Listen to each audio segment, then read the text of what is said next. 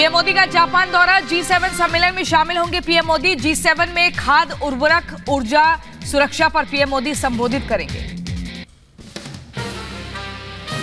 Japan के प्रधानमंत्री Fumio Kishida और पीएम मोदी की हिरोशिमा में मुलाकात। G7 सम्मेलन से पहले दोनों देशों के प्रमुखों से मुलाकात की। हिरोशिमा में दोनों नेताओं ने व्यापार, अर्थव्यवस्था और संस्कृति सहित विभिन्न क्षेत्रों में भारत जापान की मित्रता को बढ़ाने के तरीकों पर चर्चा की।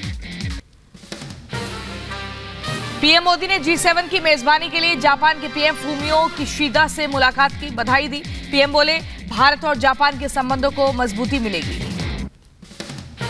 और जापान जो कि भगवान बुद्ध के विचारों के है पल्लवित पोषित है, वहां पूज्य बापू की प्रतिमा अहिंसा के, करुणा के उन विचारों को आगे ले जाने में बहुत बड़ी प्रेरणा बनेंगे।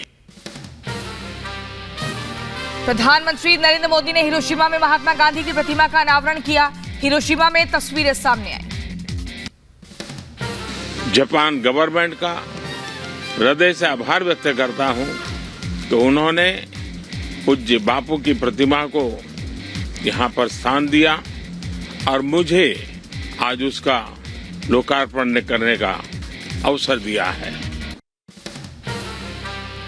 आज जापान के हिरोशिमा में क्वाड बैठक में भारत, अमेरिका, जापान, ऑस्ट्रेलिया शामिल होगा। दोपहर 2 बजे यूक्रेन के राष्ट्रपति जेलेंस्की से मिलेंगे पीएम मोदी। रूस के साथ युद्ध के बीच होगी पहली मुलाकात। जापान में भारतीय शख्स से मुलाकात के बाद पीएम मोदी ने कहा, जिंदा दिल आदमी हैं, मिलकर खुशी हुई, परिवार की तरह मुलाकात की। भारतीय नागरिक ने कहा कि पीएम मोदी का प्रभावशाली व्यक्तित्व है।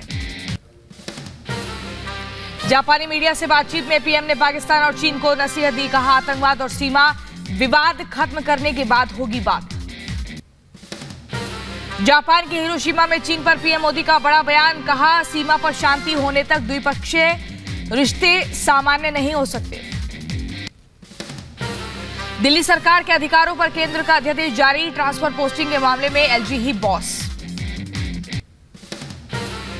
केंद्र ने अध्यादेश के जरिए एनसीटी एक्ट 1991 में बदलाव किया है। अब दिल्ली में अफसरों की ट्रांसफर पोस्टिंग पर अकेले सीएम फैसला नहीं लेंगे, राष्ट्रीय राजधानी सिविल सेवा प्राधिकरण का गठन होगा।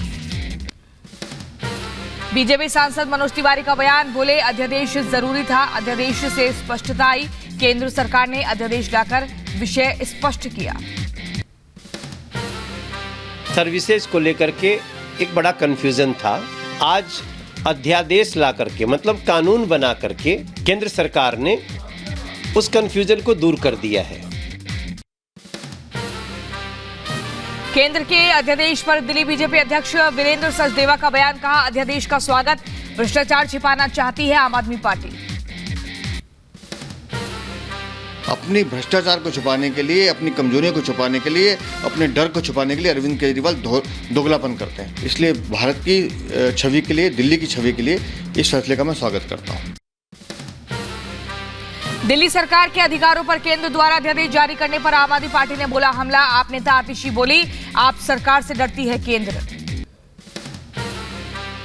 सरकार जो ये अध्यादेश लेकर आई है, ये सुप्रीम कोर्ट की संवैधानिक पीठ के फैसले की साफ साफ अवमानना है। केंद्र सरकार के अध्यादेश जारी करने पर दिल्ली सरकार में मंत्री सौरभ भारद्वाज का हमला, और सौरभ बोले देश के संविधान और सुप्रीम कोर्ट के आदेश के साथ छल और कपट किया गया। चोरी छुपे ये ऑर्डिनेंस लाना, ये देश का अपमान है, ये संविधान का अपमान है, ये सुप्रीम कोर्ट का अपमान है। बीजेपी नेता कपिल मिश्रा ने दिल्ली सरकार के अधिकारों पर केंद्र के अध्यादेश का स्वागत किया। कपिल मिश्रा बोले दिल्ली के प्रशासन में स्पष्टता आएगी। भारत की सरकार ने जो निर्णय लिया है वो स्वागत योग्य है और मुझे लगता है कि केजरीवाल सरकार को अब इस निर्णय को स्वीकार करते हुए दिल्ली की जनता के लिए जो काम उनको दिए गए हैं उन कामों पर ध्यान देना चाहिए। बीजेपी नेता आरपी सिंह का केंद्र सरकार के अध्यादेश को लेकर बयान। आरपी सिंह बोले दिल्ली को बचाने के लिए अध्यादेश लाना जरूरी था, आप सरकार अफसरों पर बना रही थी दबाव। दिल्ली को बचाने के लिए अध्यादेश जरूरी था, क्योंकि दिल्ली सरकार अपने भ्रष्टाचार को कवर अप करने के लिए दिल्ली के अफसरों को धमका रही थी और उनके तबादले कर रही थी। आज कर्नाटक के मुख्यमंत्री पद की शपथ लेंगे सिद्धरामैया, डिप्टी सीएम पद की शपथ लेंगे डीके शिवकुमार।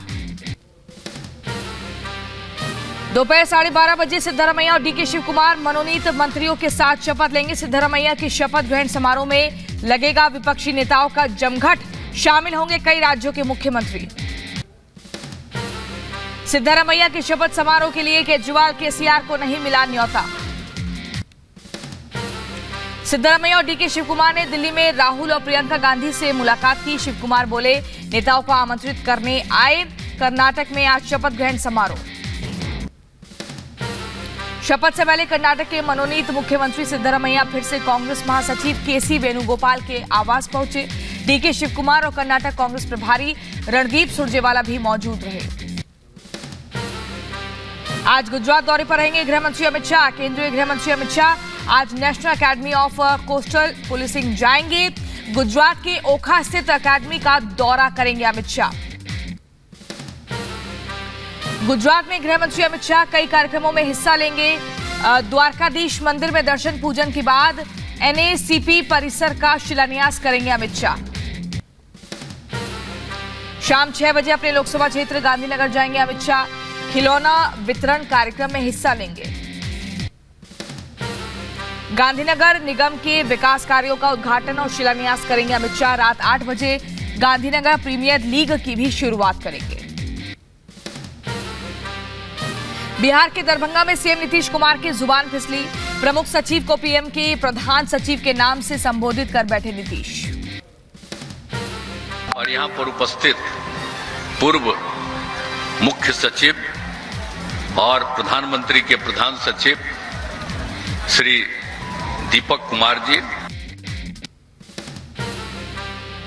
पश्चिम बंगाल की सीएम ममता बनर्जी ने बीजेपी पर लगाया खुद को परेशान करने का आरोप। कहा, बीजेपी मेरी पार्टी और परिवार के पीछे पड़ी है। बीजेपी पर हमला बोलते हुए ममता बनर्जी बोली, ममता ने बीजेपी पर एजेंसियों के गलत इस्तेमाल का आरोप लगाया। पीएम मोदी 28 मई को करेंगे नए संसद भवन का उद्घाटन। 28 महीने में बनकर तैयार हुआ भव्य संसद भवन। नए संसद भवन पर कांग्रेस नेता जयराम रमेश ने ट्वीट कर उठाए सवाल। बताया, पीएम का निजी प्रोजेक्ट बीजेपी का पलटवार, कांग्रेस यूटर्न में माहिर है। कांग्रेस नेता जयराम रमेश का ट्वीट, सावरकर की जयंती पर संसद भवन का उद्घाटन, राष्ट्र निर्माताओं का अपमान। हिंडनबर्ग गैंग को बड़ा झटका। सुप्रीम कोर्ट की जांच कमेटी से अडानी ग्रुप को राहत। कमेटी ने कहा, अडानी ग्रुप के शेयरों में धांधली के कोई सबूत नहीं। लखनऊ में क्षेत्रीय कार्य समिति की बैठक में शामिल हुए बीजेपी सांसद बृजभूषण सिंह। कहा, विपक्षी हमें क्या घेरेंगे, हम घिरने वाले नहीं। अगर एक भी आरोप सिद्ध हुआ तो फांसी पर चढ़ जाऊंगा। अगर एक भी प्रकरण मेरे ऊपर साबित हो जाएगा तो बिना कहे फांसी पर लटक जाऊंगा। उस बात पर आज भी कायम हूं। एनसीबी मुंबई के पूर्व जोनल डायरेक्टर समीर वानखेड़े आज सीबीआई के सामने पेश होंगे। सुबह 11 बजे समीर की पेशी। सीबीआई ने स्कूल नौकरी घोटाला मामले में तृणमूल नेता अभिषेक बनर्जी को भेजा समन। आज सीबीआई के कोलकाता कार्यालय में अभिषेक की पेशी। आचार संहिता के मामले में मुख्तार अंसारी के बेटे उमर अंसारी के खिलाफ कोर्ट ने जारी किया है गैर जमानती वारंट। 2 जून को मामले की सुनवाई। गैंगस्टर मामले में मुख्तार अंसारी पर एमपी एमएलए कोर्ट आज सुनाएगा फैसला। कपिल देव सिंह हत्याकांड में गैंगस्टर के मामले में आज आएगा फैसला। दिल्ली सरकार के पूर्व मंत्री सत्येंद्र जैन से जुड़े मनी लॉन्ड्रिंग मामले में राउस रेवेन्यू कोर्ट सुनवाई करेगा। सत्येंद्र जैन की ओर से ट्रांसफर याचिका दाखिल की गई है। देश में चलन से बाहर होंगे 2000 रुपए के नोट। आरबीआई का फैसला, 30 सितंबर से 2000 के नोट का सर्कुलेशन बंद हो जाएगा। 23 मई से होगी 2000 रुपए के नोटों की वापसी। पास के किसी भी बैंक में जमा कर सकेंगे नोट। एक बार में 10 नोट ही बदलवा सकेंगे। बीजेपी नेता सुशील मोदी का 2000 नोट मामले पर बयान। कहा, काले धन पर दूसरी सर्जिकल स्ट्राइक। पहला सर्जिकल स्ट्राइक था 2017 में जब नोटबंदी का ऐलान किया गया था। अरे दूसरा सर्जिकल स्ट्राइक है ताकि बचा खुचा जो काला धन लोगों के पास पड़ा हुआ है उसको बाहर निकाला जा सके। 2000 के नोट बंद करने पर कांग्रेस नेता पी चिदम्बरम का केंद्र सरकार पर हमला, ट्वीट के जरिए साधा निशाना और कहा कि हैरानी नहीं होगी अगर 1000 का नोट फिर से जारी हो जाए। केंद्र सरकार पर पीडीपी का वार, 2000 के नोट बंद करने के फैसले को जनता को परेशान करने वाला आदेश बताया। ये जनता को, मैं कहता हूं कि जनता का ध्यान असल मुद्दों से हटाना चाहते हैं। मुद्दे आपके सामने हैं, मुद्दे है बेरोजगारी, मुद्दे है भ्रष्टाचार, मुद्दे है महंगाई, उसके ऊपर ये बात नहीं करना चाहते। 2000 के नोट बंद करने वाले फैसले का चंद्रबाबू नायडू ने किया स्वागत, कहा चुनावों में भ्रष्टाचार पर लगेगा लगाम। केंद्रीय मंत्री अनुराग ठाकुर ने पश्चिम बंगाल सरकार पर साधा निशाना और कहा कि केरल स्टोरी पर बैन हटाने का सुप्रीम कोर्ट का फैसले का स्वागत योग्य, जितने लोग फिल्म देखेंगे उतना समझेंगे।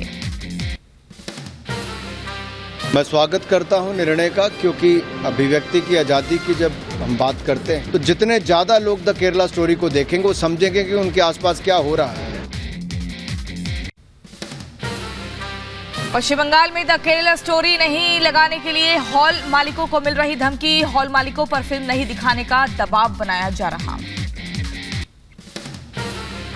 कानपुर के मधुराज हॉस्पिटल पर मरीज के परिजनों का आरोप, मरीज की मौत के बाद भी पैसे वसूलने का आरोप, परिजनों ने हंगामा किया।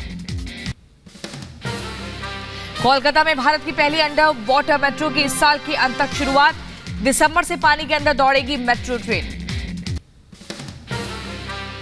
ये पहली मेट्रो है, पहले रेलवे लाइन है जो रिवर के नीचे से जा रही है। इंडिया में कहीं ये कोई एडवांटेजेस नहीं है। That is by December we will start business.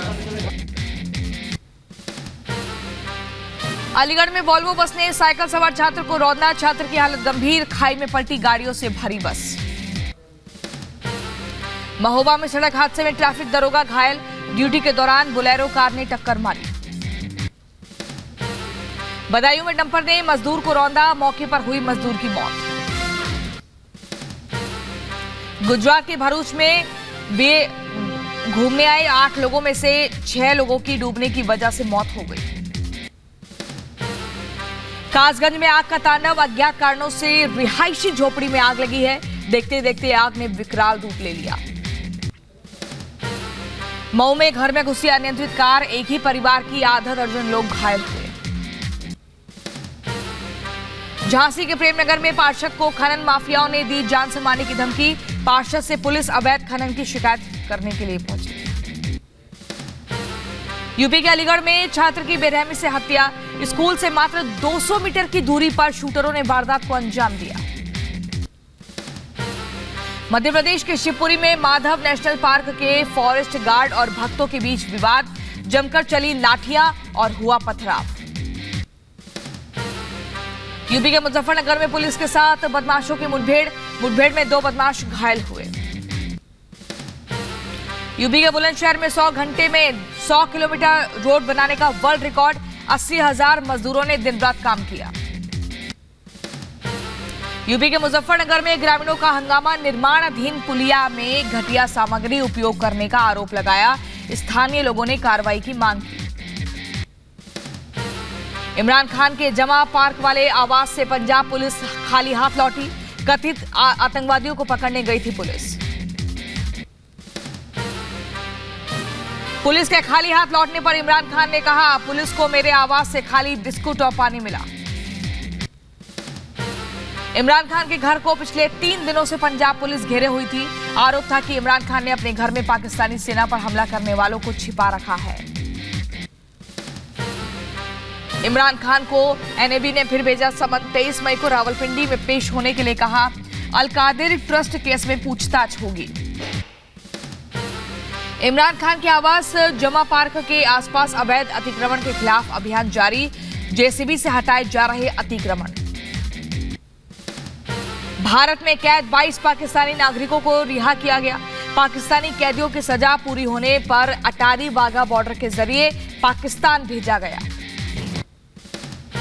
Imran Khan को 2 जून तक बड़ी राहत, हिंसा मामले में मिली अंतरिम जमानत। इमरान ने कहा, आखिरी बॉल तक खेलने वाला कप्तान हूं, सेना से टकराने के लिए तैयार। इमरान की पार्टी पीटीआई पर बड़ा संकट, इमरान की पार्टी को आतंकी संगठन घोषित करने की तैयारी। पाक के गृह मंत्री सनाउल्लाह ने कहा, इमरान का घर आतंकियों का अड्डा। इमरान पर एक्शन की तैयारी में सेना, इमरान पर लग सकता है आर्मी एक्ट, सैन्य कानून में सजाए मौत संभव। एक और पूर्व मंत्री मुबीन खिलजी ने छोड़ा इमरान खान का साथ। मुबीन खिलजी ने 9 मई की हिंसा के लिए इमरान को जिम्मेदार बताया। पाकिस्तान के बलूचिस्तान में जमाते इस्लामी के काफिले पर आत्मघाती हमला, धमाके में एक शख्स की मौत हुई, करीब 7 लोग घायल हुए। हंगरी की राजधानी बुडापेस्ट में छात्रों और शिक्षकों का विरोध प्रदर्शन जारी, बेहतर वेतन और काम करने की स्थिति को लेकर प्रदर्शन। यूक्रेन के राष्ट्रपति जेलेंस्की ने 1 सप्ताह के अंदर इटली, वेटिकन, जर्मनी, फ्रांस और ब्रिटेन का दौरा किया है, देश की रक्षा के लिए जुटाए समर्थन। तनाव के बीच सर्बिया के राष्ट्रपति का चुनाव प्रचार जारी, पेंसवो शहर में एक रैली आयोजित की।